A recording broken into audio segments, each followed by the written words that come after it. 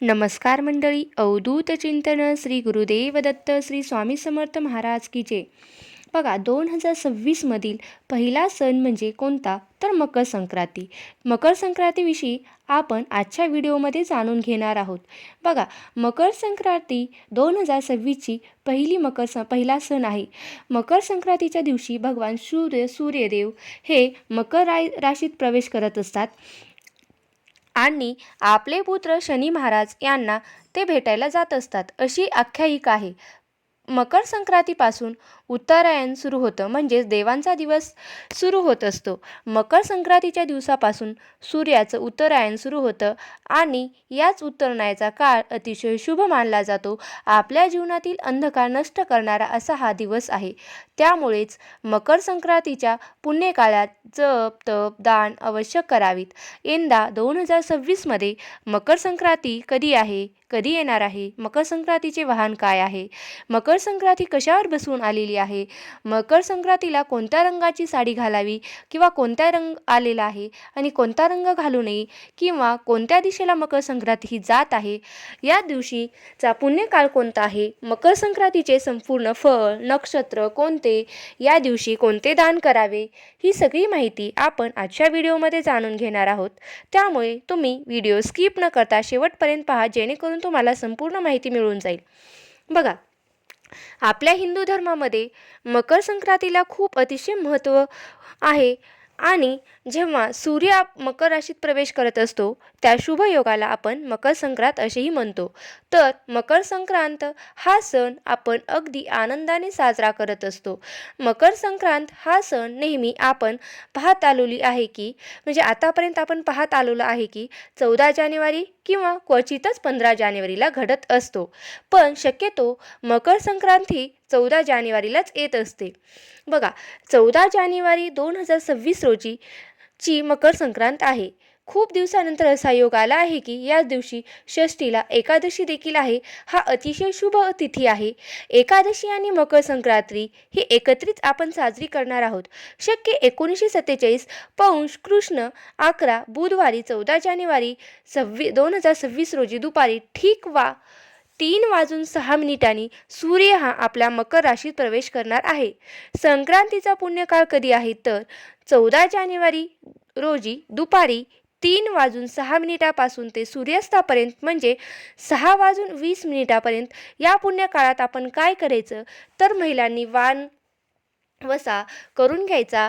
वाण देव दान आपण करू शकता. जप तप ज्ञान ध्यान करू शकतो.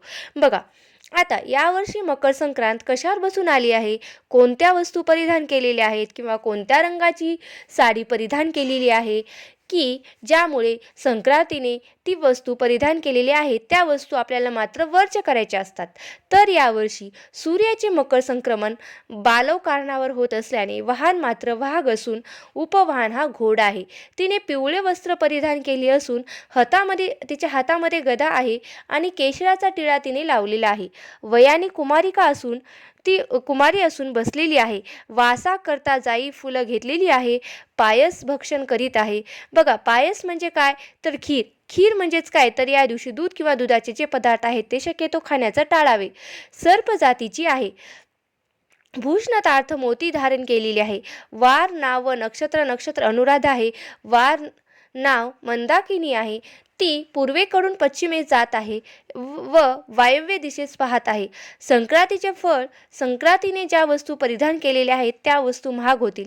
संक्रांती जेथून आली आहे तेथील जनतेला सुख प्राप्त होईल. पर्व काळामध्ये द्यावेचे दान म्हणजे नवे भांडे, गाईला घास, अन्न, तिळपात्र, गूळ, तीळ, सोने, भूमी, गाय, वस्त्र, घोडा इत्यादी यथाशक्तीने तुम्हाला जे होईल ते तुम्ही दान द्यावेत. मकर संक्रांतीचा सण हा 3 दिवस चालत असतो. संक्रांतीच्या आदल्या दिवशी जो असतो त्याला आपण भोगी म्हणत असतो. भोगी हा सण साजरा केला जातो. यंदा भोगी ही सण मंगळवार 13 जानेवारीला आहे आणि हा सण असणार आहे 14 जानेवारीला, म्हणजेच मकर संक्रांत, आणि 15 जानेवारीला असते ते किंक्रांत. किंक्रांत हा सण आपण साजरा करणार आहोत. किंक्रांत म्हणजे काय तर करी दिन. गुरुवार दिनांक 15 जानेवारी 2026ला अशा प्रकारे तिन्ही दिवसाचं वेगळं असं महत्त्व आहे.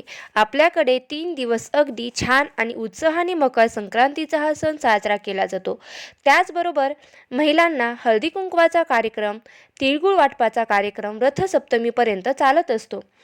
तर अशा प्रकारे तिळगुळ घ्या, गोड गोड बोला असं म्हणून सुद्धा तिळगुळ देऊन हा सण आपण साजरा करत असतो.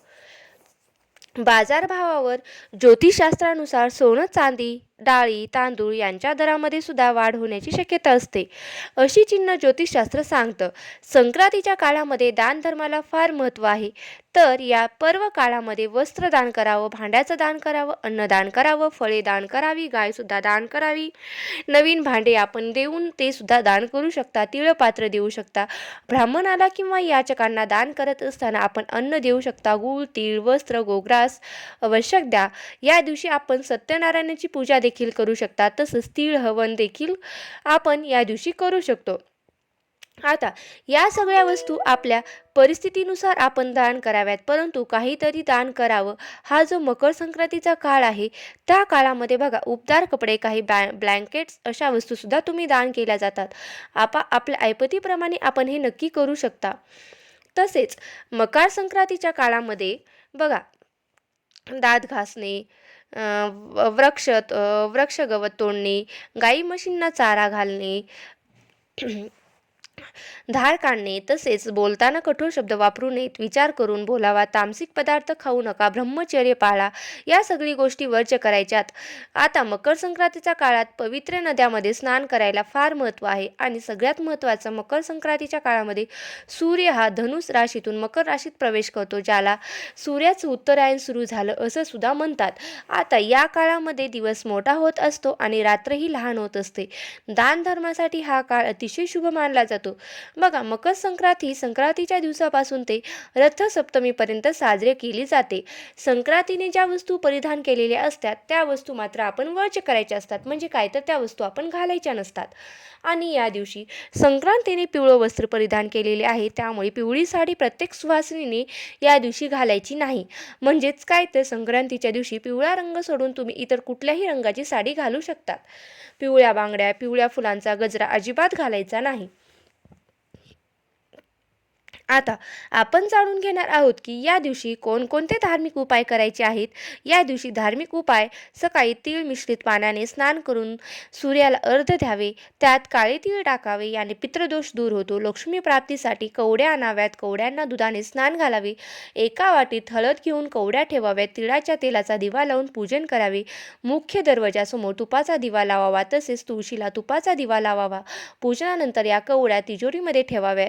इथे एक गोष्ट आवर्जून महत्त्वाची तुमच्याबरोबर शेअर करत आहे की या दिवशी 2 पंचांगणात वेगवेगळी माहिती आहे. चिंतामणी पंचांगणाच्या आधारे जर माहिती पाहिली तर दोन्ही पंचांगणातील माहिती सेम आहे, पण फक्त चिंतामणी पंचांगामध्ये काळा रंग वर्ज्य सांगितला आहे आणि आपल्या कॅलेंडरमध्ये तसेच दुसऱ्या पंचांगणात पिवळा रंग हा वर्ज्य सांगितला आहे. तसेच पाहिले तर गेल्या वर्षी देखील पिवळा रंगच हा वर्ज्य होता.